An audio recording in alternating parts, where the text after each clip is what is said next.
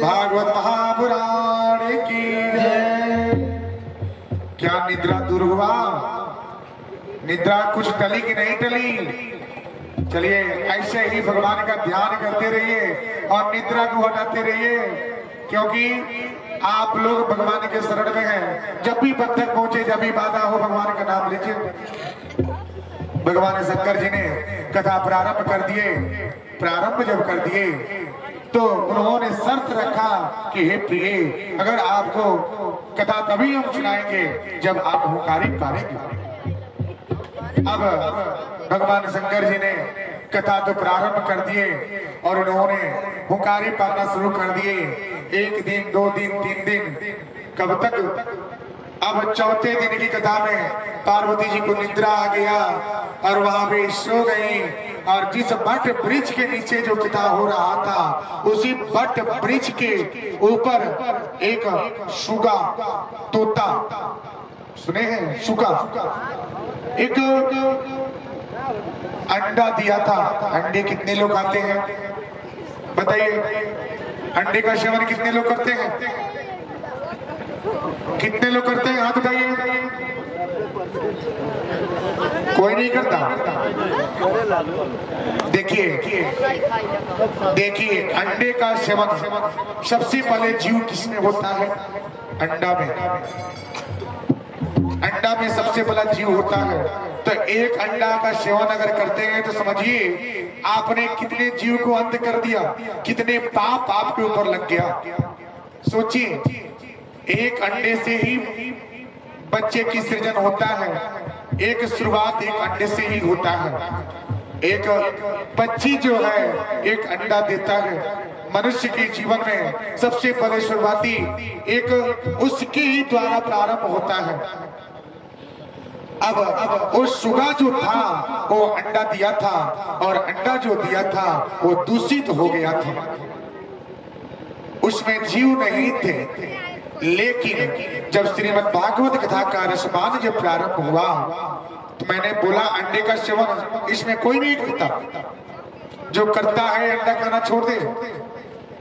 ध्यान देना, ठाकुर जी के शरण में है, ध्यान दीजिएगा। जो अंडा का सेवन करता हो अंडे खाना छोड़ दे, क्योंकि सबसे प्रथम जीव जो है अंडे से ही होता है। जो अंडा खाता है वो जीव हत्या करता है। सबसे पहला जीव अंडे से ही प्रारंभ है। सोचिए, अगर एक अंडा अगर खाते हैं तो 10 गाय का हत्या का दोष आपको प्रदान होता है। अंडे का सेवन, अंडे से ही जीव होता है, जीव से सृजन होती है और सृजन से संसार चलता है। और जीव, जंतु, नर सब लोग इसी पर निर्मित हैं। तो अंडे से ही सब कुछ होता है। तो अंडा अगर जो प्राणी सेवन करता है उसको परित्याग कर दे। कलयुग है, कलयुग में अगर धर्म के मार्ग पे चलना है तो आपको तामसी चीज को सेवन करना दूर करना होगा। तामसी चीज क्या है? जो मांस का सेवन जो करता है, जो अंडे का सेवन करता है, ये सब क्या है? अगर दूसरे का जीव हत्या करके अगर अपने जीव का स्वाद जब बनाएंगे तो समझिए कितना बड़ा दोष होता है। आप लोगों ने पढ़ा होगा कि मारने वाले से ज्यादा बचाने वाले का अधिकार होता है। पढ़ा होगा ना? आपने पढ़ा है? आप लोग कोई तो बतावे, मारने वाले से ज्यादा बचाने वाले का अधिकार होता है। एक बार क्या हुआ, एक हंस था। वो हंस कहीं से आया और घूम रहा था। एक शिकारी ने उस हंस को ऊपर बाण साध दिया। जब बाण साधा तो उस समय एक बचाने वाला पहुंच गया और बाण लगा, ये अचेत होके गिर गया। और वहां पे एक सज्जन व्यक्ति वहां पे पहुंचा और हंस को अपने गोद में लिया, उसके बाण निकाले और उसको सहलाए। तब से शिकारी वहां पहुंच गया। उन्होंने बोला, क्या इसको मैंने तीर मारा है, ये मेरा शिकार है। उसने बोला, आपने तीर मारा है, ये आपका शिकार है, लेकिन मैंने इसको बचाया है, सबसे पहले मेरा अधिकार है।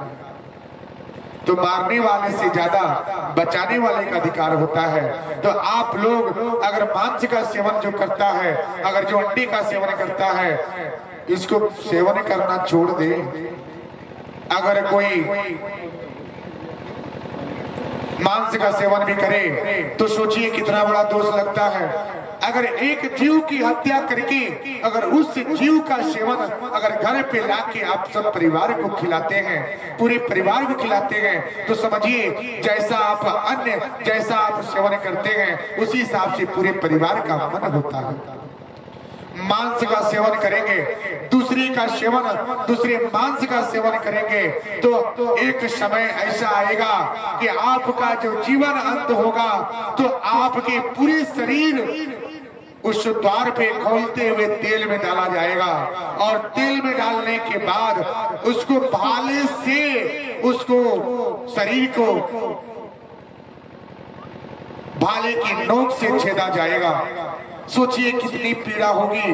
उसमें भी वहां पे भी चीख बैठे रहेंगे, कसाई बैठे रहेंगे कि आपने कितना पुण्य किया है, कितना पाप किया है। वो सारी चीज की तुलना किया जाएगा, तराजू के पलड़े पे रखा जाएगा। एक तरफ पुण्य रखा जाएगा, दूसरे तरफ पाप रखा जाएगा। आप जब वहां पे जाने के बाद जब आपका शरीर जब अंत गति में जाएगा, जब भगवान जी के द्वार में जाएगा, तो भगवान जी ठाकुर जी जज बन के बैठे रहेंगे और वकील आपका वकालत करेगा। जिस तरह से कचहरी में आपके जमीन जायदाद के वास्ते वकील वकालत करता है, उसी हिसाब से वहां भी न्याय होगा कि आप अपने जीवन में कितना पुण्य किया, कितना पाप किया है, लेखा जोखा होगा। उसके बाद जब वकालत होगी तो बताया जाएगा कि इस प्राणी के पास 3 पाव पाप है और 1 पाव पुण्य है। जज भगवान जी फैसला सुनाएंगे, टीवी दिखाएंगे, पर्दे पे दिखाएंगे कि देख तूने अपने जीवन में कितना पुण्य किया है, कितना पाप किया है। उस प्राणी का जो सिर रहेगा वो नीचे झुक जाएगा जब देखेगा कि 3 पाव मैंने पाप किया और 1 पाव पुण्य किया है। वो नर मस्तक झुक जाएगा और उसकी आंखों से आंसू छूटेगी।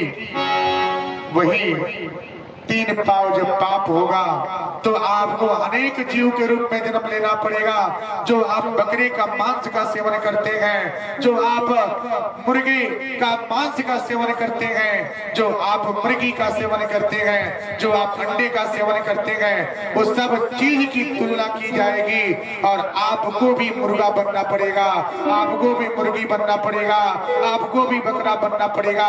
और जिस तरह से आप सबको सताए हैं उसी तरह आपको भी सताना पड़ेगा। जब अनेक जीव के रूप में जब जन्म लेंगे, आप अनेक जीव जंतु के रूप में जन्म लेने के बाद जब आपके पास बचेगा एक पाव पुण्य, तो पुण्य जब बचेगा तो ठाकुर जी के दरबार में पेश किया जाएगा। महाराज, हे प्रभु, अब इस मानव का 3 पाव जो पाप है वो पाप उतर गया है और 1 पाव पुण्य बचा है, इसको क्या किया जाए? ठाकुर जी वहीं पे कहेंगे क्या, इसको मानव का जीवन दिया जाए। जाओ मनुष्य का तन पाओ और संसार में जाकर के हमारे नाम का भजन करो, हमारे नाम का कीर्तन करो, हमारे नाम का सुमिरन करो और श्रीमद् भागवत कथा का रसपान करो। यही होगा आपका जीवन की कल्याण। इससे आपकी पापों की प्रायश्चित होगी और आपको शरणागति का मार्ग बनेगा। मेरे प्यारे, मेरे भक्तों, मेरी माँ, इस दास, ये दास कह रहा है, इस बात को मानो, समझो और मन में बसा लो। ठाकुर जी के शरण में रहेंगे, आपका कल्याण होगा, मनोकामनाएं पूर्ण होगी। और उनसे रास्ते से जब भटक गए तो रास्ता दूसरा नहीं मिल सकता, पाप के सिवा दूसरा कुछ नहीं मिल सकता। तो जो अंडा मांस का सेवन करता है उसको परित्याग कर दीजिए, नहीं तो आपको भी तेल में जाना पड़ेगा।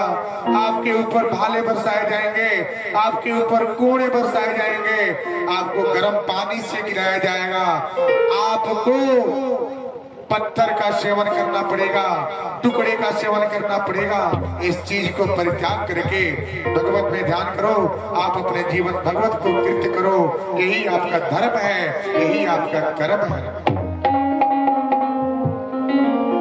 अब भगवान जी जब कथा सुना रहे हैं, अब वो अंडा जो था वो दूषित हो गया था, लेकिन श्रीमद् भागवत कथा का रसपान 4 दिन करते करते उसमें भी जीव आ गया था।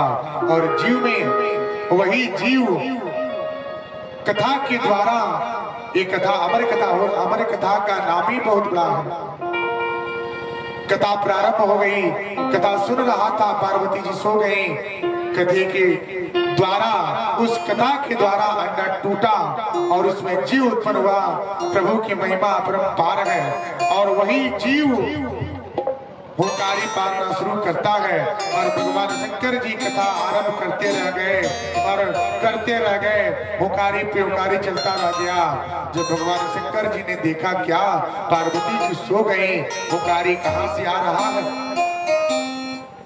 अब जब उन्होंने देखा, अरे पार्वती जी सो गई, हुंकारी कहां से, उन्होंने त्रिशूल महाराज को बोला, हे त्रिशूल महाराज, त्रिशूल का 3 नोक क्यों किया गया है? 3 ही क्यों है? क्यों नहीं 5 बनाया गया? क्यों नहीं 2 बनाया गया? क्यों नहीं 1 बनाया गया? भगवान शंकर जी त्रिशूल धारण क्यों किए? क्यों किए? क्यों उन्होंने त्रिशूल का धारण किया है? कारण क्या है?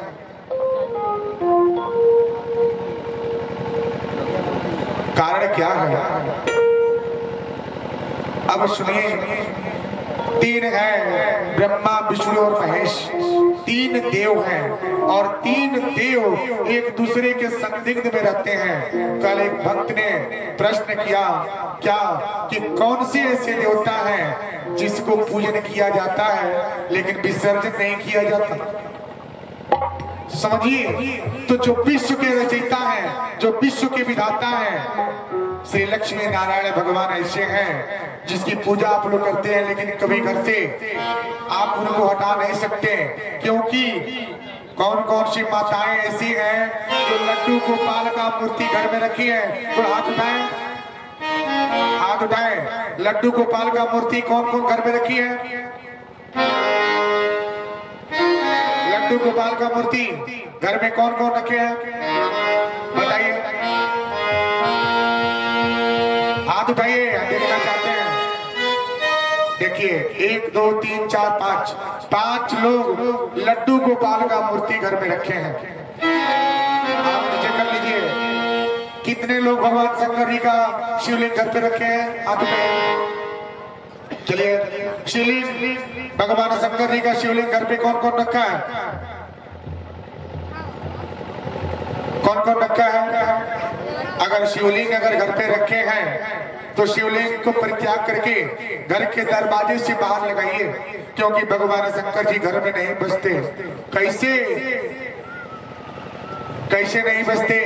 क्योंकि उन्हें घर पसंद नहीं है। वो तो कैलाश पर्वत पे रहते हैं, जंगल में रहते हैं, क्योंकि घर में उनका बसेरा नहीं है। उनको दरवाजे पे रखिए, उनको छत पे एक पिंडी बनाइए, उस पे छोटा सा 4 अंगुल से ज्यादा मूर्ति घर में नहीं रखा जाता है।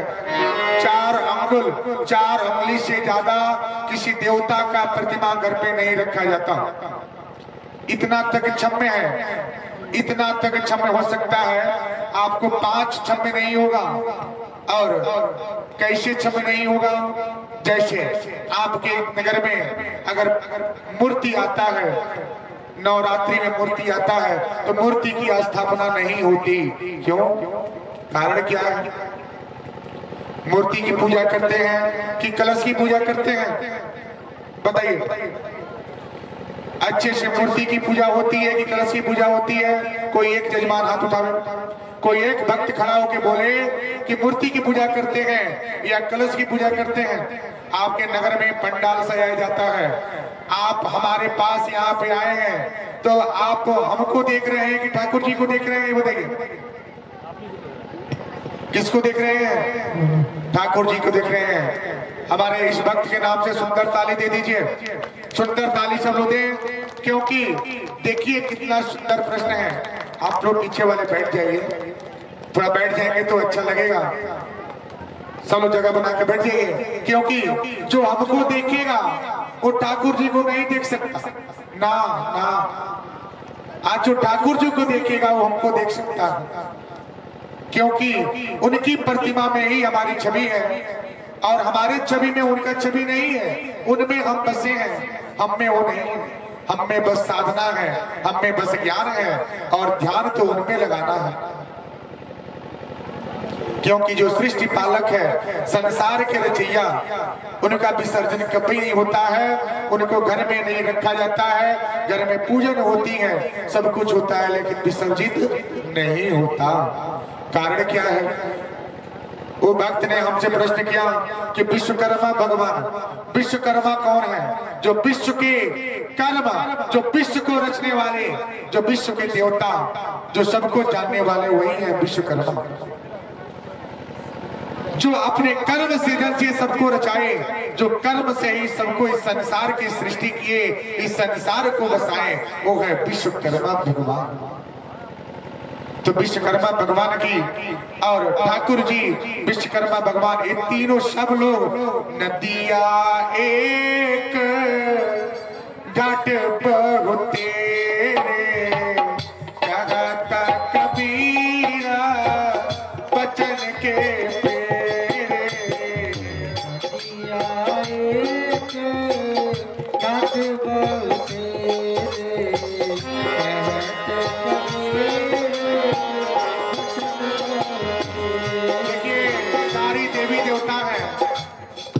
छप्पन कोट के देवी देवता पूजते हैं, सबको मानते हैं। हे हनुमान जी महाराज, हे भोलेनाथ, हे शंकर जी, हे दुर्गा जी, हे लक्ष्मी जी, हे काली जी, सब लोग अपने अपने देवी देवताओं को पूजते हैं। पूजते हैं ना?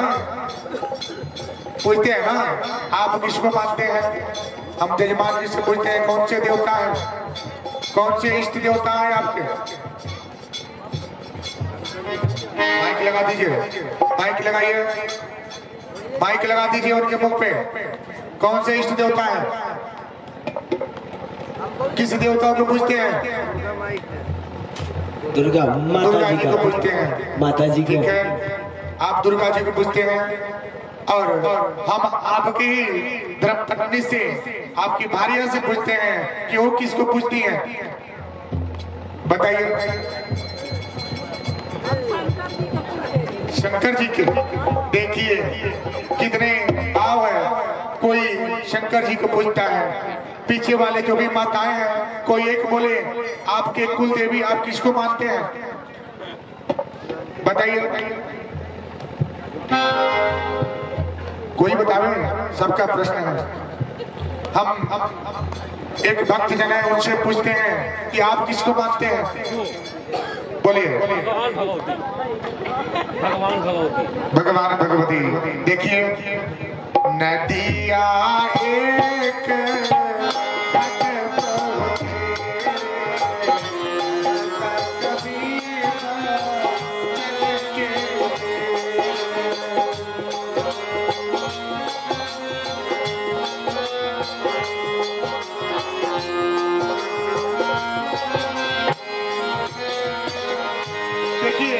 शिव और शक्ति बांटा नहीं गया है, लक्ष्मी और नारायण बांटा नहीं गया है, ये दोनों एक ही रूप में एक ही अंश है। तो आप अगर लक्ष्मी जी को पूजे तो लक्ष्मी नारायण को पूज ले तभी जाके सार्थक होता है। शिव और शक्ति एक ही स्वरूप है, एक ही नाम है, एक ही अंश है, अर्धनारीश्वर है।